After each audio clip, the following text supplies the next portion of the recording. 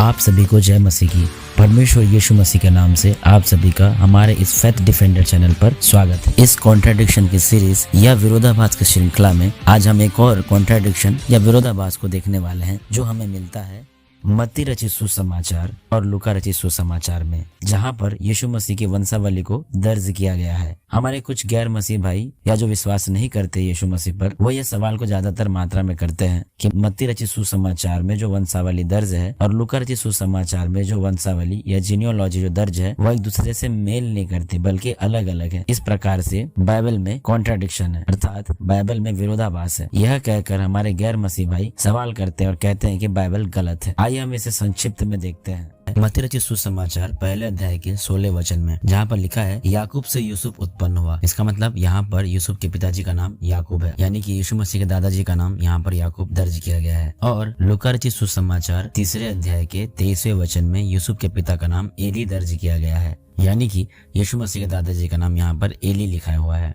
हमें इस बात को समझने के लिए हमें इसे ध्यान से समझना है। यहाँ पर पूर्वजों के दो अलग अलग पंक्तियां या दो अलग अलग लाइन को दर्ज किया गया है। एक उनके कानूनी पिता, जिसे हम ऑफिशियल लाइन कहते हैं, जहां यीशु के पिता यूसुफ की वंशावली को दर्ज किया गया है। दूसरी तरफ उनकी वास्तविक माँ, जिसे हम एक्चुअल लाइन कहते हैं, उनकी माता मरियम की वंशावली को दर्ज किया गया है। मत्ती रचित सुसमाचार में दर्ज वंशावली को हम जब ध्यान से देखते हैं तो हम समझ पाते हैं कि मत्ती एक आधिकारिक ऑफिशियल लाइन को देता है, क्योंकि वह यहूदियों की सोच के आधार पर यीशु की वंशावली को संबोधित करता है। क्योंकि यहूदी इस बात के इंतजार में थे कि मसीहा अब्राहम और दाऊद के वंश से या इसी वंशावली या इसी लाइन से आएगा। मत्ती रचित सुसमाचार पहले अध्याय का पहला वचन। और उसी प्रकार जब हम लूका के लेख को देखते हैं तब हम पाते हैं कि लूका यूनानी श्रोताओं यानी कि ग्रीक ऑडियंस के हिसाब से लिखते हैं, और लूका यीशु को सिद्ध मनुष्य के रूप में संबोधित करता है, जो एक यूनानी विचारधारा या ग्रीक थॉट जैसा था। इसलिए लूका यीशु से लेकर आदम तक वंशावली को लिखते हैं। वह यीशु की वंशावली को आदम तक ढूंढते हैं और लिखते हैं। लूका रचित सुसमाचार तीसरे अध्याय का 38वां वचन। और वह एनोस का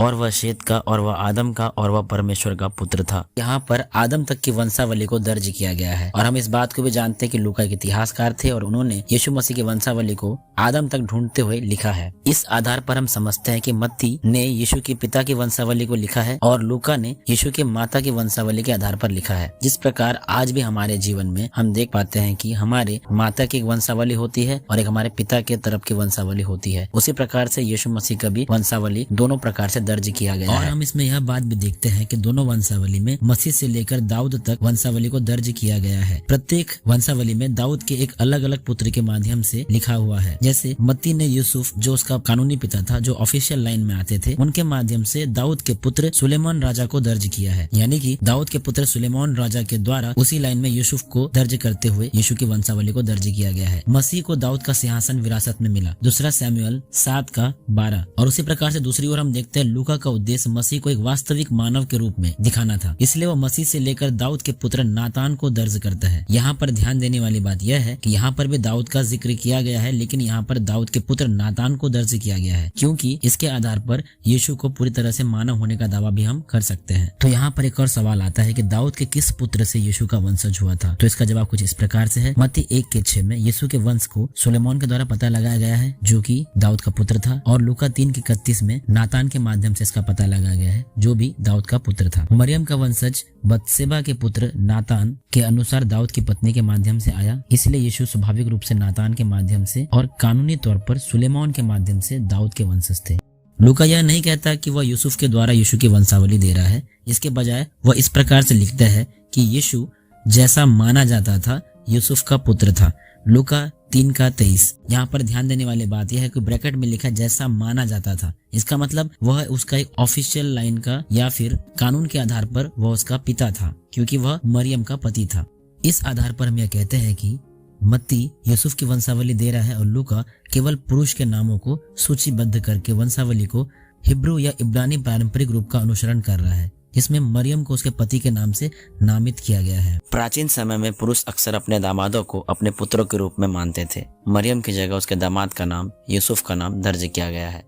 तो इस प्रकार से यहाँ पर कोई भी विरोधाभास नहीं है। दोनों सुसमाचार में अलग अलग नामों को देखकर शायद हमारे गैर मसीह भाई यह सवाल उठा सकते हैं कि बाइबल में विरोधाभास है, पर इसका जवाब यही है कि मत्ती ने यीशु के पिता की वंशावली को दिया है और लूका ने यीशु की माता की वंशावली को दिया है।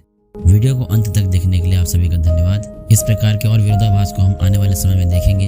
इस वीडियो के माध्यम से आपको कोई भी जानकारी मिली हो तो आप जरूर इसे लाइक करें, शेयर करें और चैनल को सब्सक्राइब करना ना भूलें।